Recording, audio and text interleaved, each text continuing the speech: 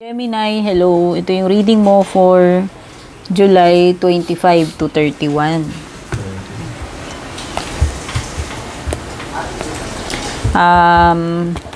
Sun, Moon, Rising, Venus signs. Pero kung meron mang mga cross-watchers dito, welcome din po kayo. Maraming salamat sa inyong support. Kung like kayo nanonood ng mga readings ko. Kung bago po kayo, please don't forget to like, subscribe. Like, follow, or subscribe. Yan. Tapos, pagdating sa mga personal readings naman, basahin nyo na lang yung nakasulat sa description nitong video. Nandyan lahat ng details. Kung balak nyong mag-book or mag-inquire ng mga personal readings ko. Siyempre, shoutout sa ating mga YouTube channel members at sa ating mga Facebook page subscribers. Yung mga names ninyo naka-flex po sa dulo nitong ating reading. Ano muna yung overall energy nitong July 25 to 31 para sa iyo, Gemini. Pero itong reading na to is also timeless, kaya kahit kailan mo naman ito matsyempohan.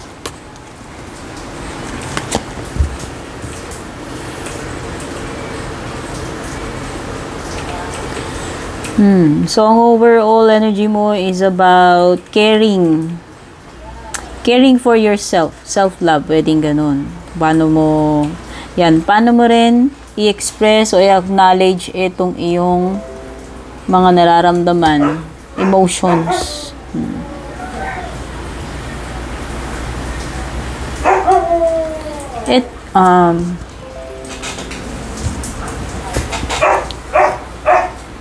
Expressing how you truly feel about someone, Gemini. Pwedeng ganyan. Kumbaga, ikaw ito na ibinubuhos mo yung sarili mo dito. Ini-immerse mo yung sarili mo in a situation or in a relationship. No?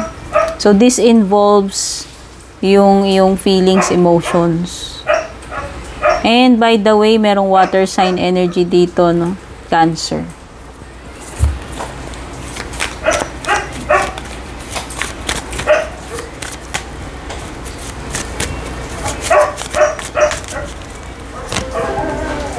Meron kang Aquarius energy bukod sa Cancer. Meron ding Taurus energy.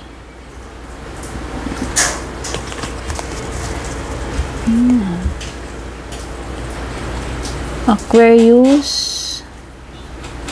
Meron ditong someone na nawawalan na ng pag-asa. Oo. Feeling in a hopeless situation.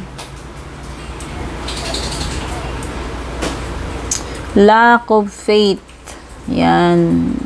In a situation or in a person, kung sa person man yan nararanasan. Tapos, merong panggulat with the Tower. Oh, ito na naman yung mga hindi mo inaasahan, Gemini. Nako. Pero may kinalaman sa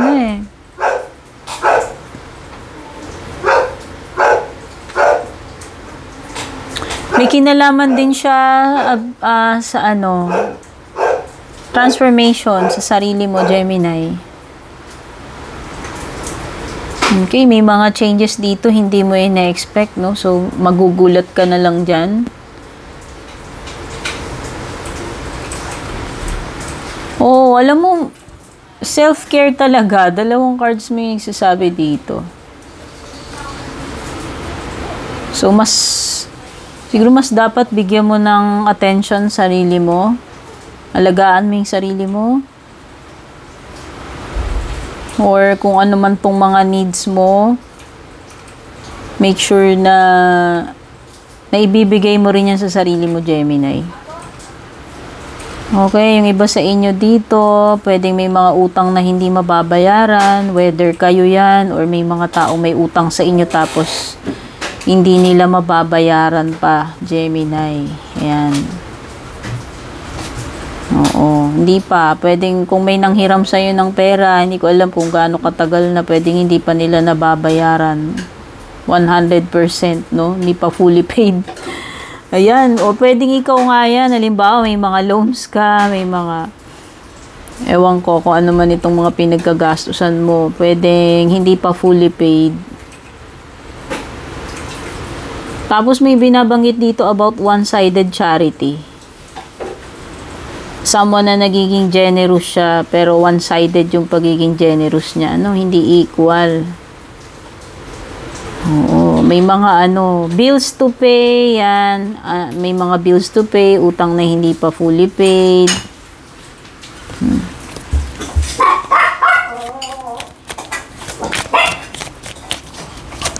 Merong ding situation dito, Gemini, na parang takot ka mag-embrace ng mga bago. Takot mong i-embrace yung mga changes. Oo, napaparating sa'yo with the Tower. Kasi, for sure, merong daladalang change itong Tower na to. Kaya lang baka hindi ka, alam mo yun, hindi ka ganun ka-ready para dito sa mga sorpresa na dala ni Tower or sa mga changes na paparating sa iyo. Tignan naman natin when it comes to your love life.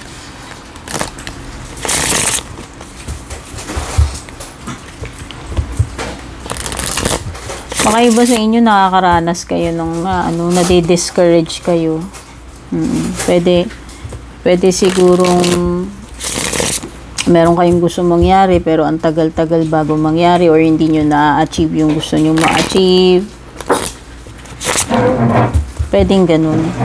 Kaya siguro yung iba na nadi-discourage kayo. Love life. Hoy, merong proposal. Ano to? Merong meeting. Merong desire. Aalukin ka ng person mo, Gemini. Aalukin ka niya or may aalok ka sa kanya. Kasi pwede namang vice versa ite. So, this is like, bawa may aalukin ka ng kasal, aalukin ka ng magsama kayo. Yung mga ganyan. O, commitment. Yung iba, yung mga single, baka papasok kayo sa commitment. Pero merong inaalok sa iyo to or iaalok sa iyo tong person na to. At may pagtatagpo na magaganap o baka yung iba diyan kung magkalayo kayo ni person, bawa LDR kayo. Ayan. Pwedeng magkikita kayo. Ako, yung iba baka magtatanan. Kasi parang inaalok ka niya na o sasama ka ba sa akin? Magpapakasal na ba tayo? Parang ganun. Parang pumasok lang sa isip ko, baka yayain kayo magtanan or kung ano man yan. Pero basta meron siyang inaalok dito. Sasama ka na ba sa akin sa Japan? Ganyan, sa abroad. Or magpapakasal na tayo. May mga siya. May mga proposal siya sa'yo. Baka parang hindi ko alam kung ano tong mga kasunduan na yan between you and this person. Pero meron. Tsaka may pagkikita, kita tayo sa ganito, magtagpo tayo doon. Parang ganun. Kaya nga parang sabi ko, parang may nangangamoy tanan. Oo. Tsaka merong, so may nagaganap. May nagaganap sa inyo nitong person na to. Alam na. O baka yung iba ganun. Yung setup ninyo nitong person na to, sasabihin niya, kailan tayo uli magchuchuk-tsakan? Magkita tayo sa ganitong magtagpo tayo dito. May ganun Ano ba to, Gemini? Basta ako parang nakakaano naman tong mga energies mo. Ano ba ibang paparating sa iyo, Gemini?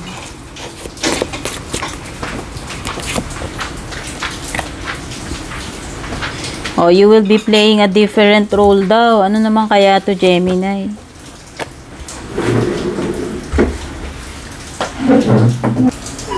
So, feeling ko lang naman dito sa hat mo, since sinasabi niya na you will be playing a different role, pwedeng meron lang talagang malaking transformation, since binabanggit din naman itong transformation dito sa iyong The Tower card. So, pwedeng ibig sabihin, dati, yung mga dating hindi mo naman ginagawa, iba yung setup mo, pwedeng maiiba lang talaga. Or pwedeng malaki. Malaki yung magiging pagbabago. So, halimbawa, sa mga routine mo, mag-iiba. Or halimbawa, nag-iba yung job mo, naiba ka ng, kumbaga, naiba ka ng linya. Hindi yun yung typical na ginagawa mo dati. Kaya siguro, no, pwedeng yan. Iba na yung mga iba na yung setup, iba na yung sked mo. Halimbawa, dati daytime job ka, biglang naging graveyard shift. Pwedeng ganun. Pero pwede rin namang ibang bagay. Basta, you will be playing a different role. Yun yung sinasabi. At meron ditong sobrang pagwo-worry, Gemini, na hindi worrying over nothing. So, ibig sabihin, hindi mo naman dapat masyadong iniisip yan, pero yun yung nangyayari sa'yo. No? Sobrang pag-iisip about, hindi naman dapat mga ipinag-aalala.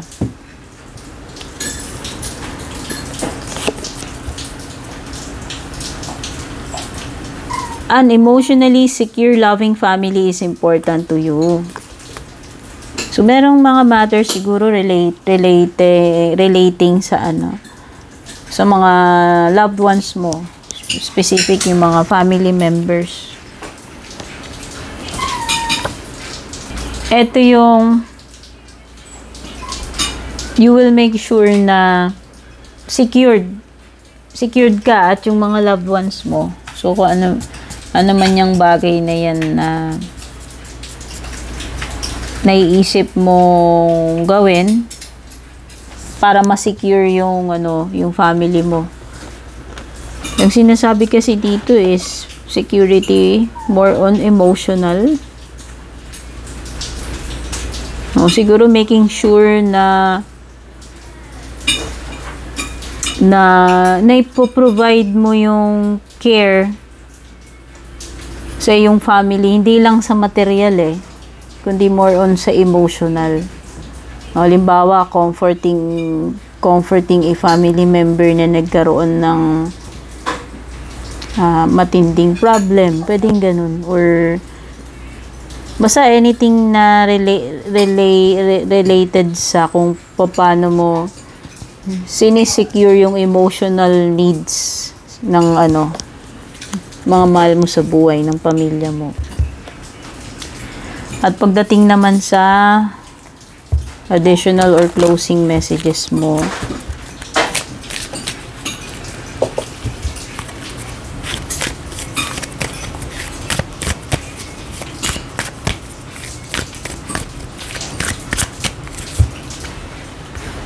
ayun pala, nakalimutan kong banggitin dito sa hat. Pwedeng bagong experience yan, sa tingin ko. It could be positive kasi pwedeng may iba nga yung setup mo Pwedeng mas mai-enjoy mo. Ayan.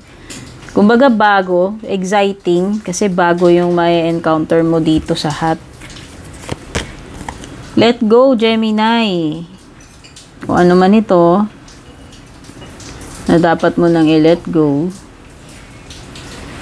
paubaya mo na yan, i-release mo na. Baka talagang panahon na para tigilan mo na yan o pakawalan mo na yan. Wag mo nang i-keep sa sarili mo. Kung meron ka mang mga kinikip sa sarili mo na hindi na dapat nag-i-stay sa'yo. Yes! Merong yes card dito, Gemini. Kaya ayan, kung may tanong ka sa isip mo, pwedeng yes ang sagot.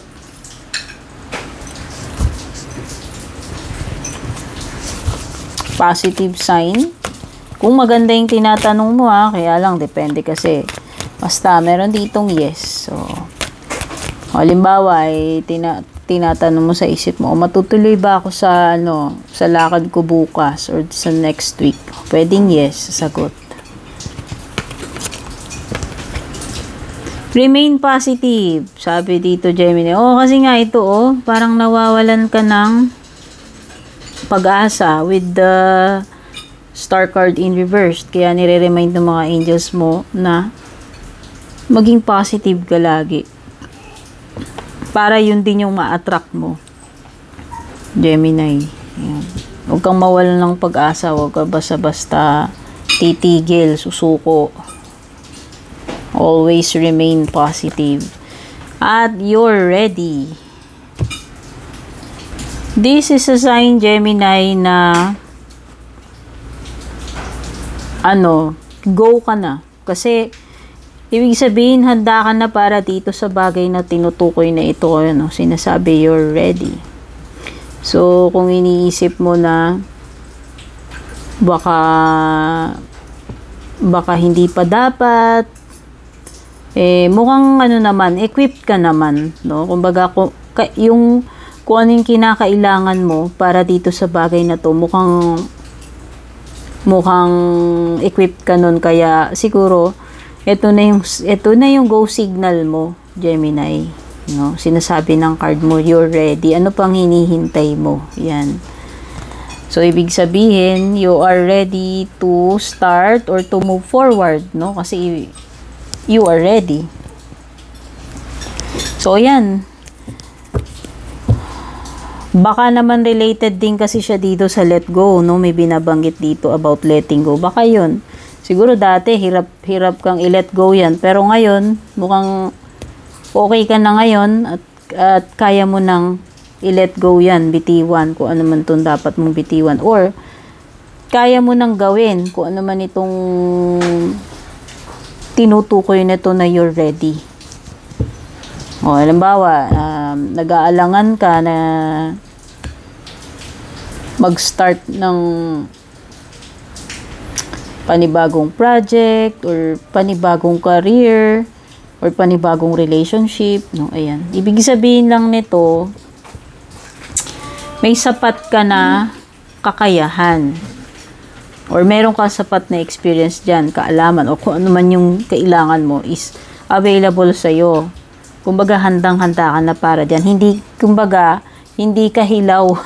Hindi ka hilaw para dyan sa bagay na tinutukoy na yan. Kaya, ang ibig sabihin lang, give it a go. No? Ano pang inihintay mo? Kasi ready ka na. Okay, Gemini, ito yung reading mo. Sana makatulong sa'yo to. Take care. God bless. Babush.